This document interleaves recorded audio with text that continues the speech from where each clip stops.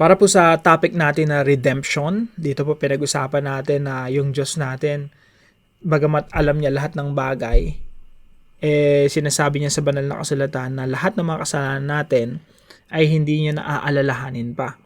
Hindi ibig sabihin na magkaka-amnesia ang Diyos, hindi ibig sabihin na yung Diyos ay meron siyang makakalimutan or meron siyang hindi alam. Ang ibig sabihin lang po nito, mga kapatid, na yung ating mga kasalanan ay hindi gagamitin ng Diyos laban sa atin. At hindi niya naaalalahanin pa in that sense. So, salamat sa Panginoon kasi yun yung redemption, no? Meron tayong katubusan mula sa ating mga kasalanan at nung iniligtas tayo ng ating Panginoon, namatay ang ating Panginoong Jesucristo doon sa krus, lahat ng ating mga kasalanan ay hinugasan niya na upang tayo ay maiharap ng ating Panginoong Jesucristo sa Diyos Ama nang walang bahid ng karumihan. So, yan po yung redemption. May kinalaman din po yan. Yung idea po ng redemption ay may kinalaman noong unang panahon na kagaya ng nakwento ko sa inyo sa devotion natin na yung topic natin, ransom. Noong unang panahon, kapag pumunta ka sa palengke, makakabili ka doon ng alipin. Hindi lang manok at baboy at baka yung mga nakatali doon na pwede mong bilhin, pati tao pwede mong bilhin. Kasi nung unang panahon, yung ibang tao ay, parang may mga mababang uri, kumbaga, na ang value lang nila ay alipin, maging alipin. So, yung iba doon, kinukuha pa sa ibang mga lugar, merong mga slave trade na, isipin nyo po, no, kung gaano kasama nung unang panahon, may slave trade. Yung slave trade po na yan, may mga raiders, i-raid nila yung mga villages, kukunin nila yung mga tao, tapos yun yung gagawing alipin. Now, in some cases, yung iba sa sobrang hirap ng buhay nila, ibebenta nila yung sarili nila bilang alipin. So, maraming mga kaparaanan paano maging alipin ng unang panahon.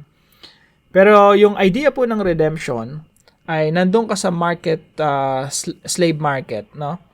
Tapos binili ka ron, tapos pinakawalan ka, binigyan ka ng kalayaan. Yun po yung idea ng redemption. You were redeemed. Kaya po sa Old Testament, kung maalala nyo, yung bayan ng Israel, sila ay alipin sa Ehipto. They were redeemed by God. Pinalaya sila. Paano sila lumaya doon? Sa Ehipto, nagkaroon po ng Passover. Ano po yung Passover? Yung pagdanak ng dugo ng tupa. Pero may katumbas pa po yun. Yung pagkamatay ng mga panganay ng mga Egyptians. So, yun po ay symbol lang, bagamat literal na nangyari, pero yun po ay, kumbaga, sumisimbolo ng darating na Messiah, na yung firstborn of God, si Jesus Christ. Siya yung mamamatay upang mapalaya tayo mula sa pagkaalipin sa kasalanan. Sila nung unang panahon, sila ay alipin ng Ehipto, ng mga Egyptians. Sila ay pinalaya ng Diyos sa kanilang pagkakaalipin doon. At ang tawag po doon ay redemption. So tayo naman ay hindi tayo alipin ng mga Egyptians, hindi tayo alipin ng mga Romano, katulad ng sa panahon ni Jesus Christ. Hindi rin tayo alipin ng ibang tao, pero alipin po tayo ng ating mga kasalanan. At nung pinalaya tayo ng Diyos mula sa ating mga kasalanan, yung mga kasalanan na ginawa natin, ano na yun, canceled na. Hindi na gagamitin yun laban sa atin para tayo parusahan pa. Sapagkat ang ating Panginoon Jesucristo ay naparusahan na doon sa krus ng Kalbaryo. Now, yung ginawa ng Diyos sa atin na redemption, yan po ay may malaking impact sa ating buhay at sa kung paano tayo makipagrelasyon sa ating kapwa. Doon po sa devotion natin, kinikwento ko yung there was a time na perfect time yun for me to extend the redeeming grace of God to someone, pero hindi ko nagawa. At yun yung pinagsisihan ko, no? At sa inyo rin, sa inyong mga relasyon, ex ko yun by the way, para hindi na ako mag-isip pa, no? Yun yung ex ko.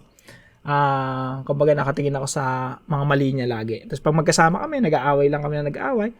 And only to realize later on na talagang mali ako, no? Hindi ko na-extend yung inaaral ko sa Bible. So,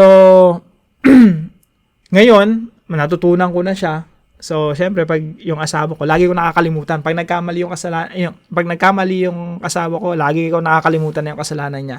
Hindi ko na ibabalik pa yon, hindi ko na sasabihin pa sa kanya, hindi ko na siya i-remind. Ganon din siya sa akin.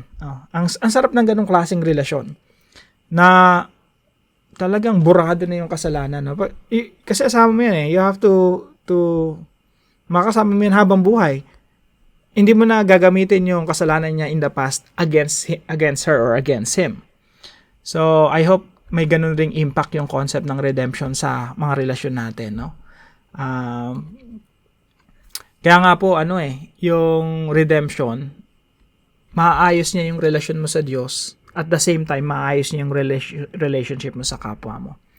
You are under obligation to extend the same redeeming grace you receive from God to the people around you.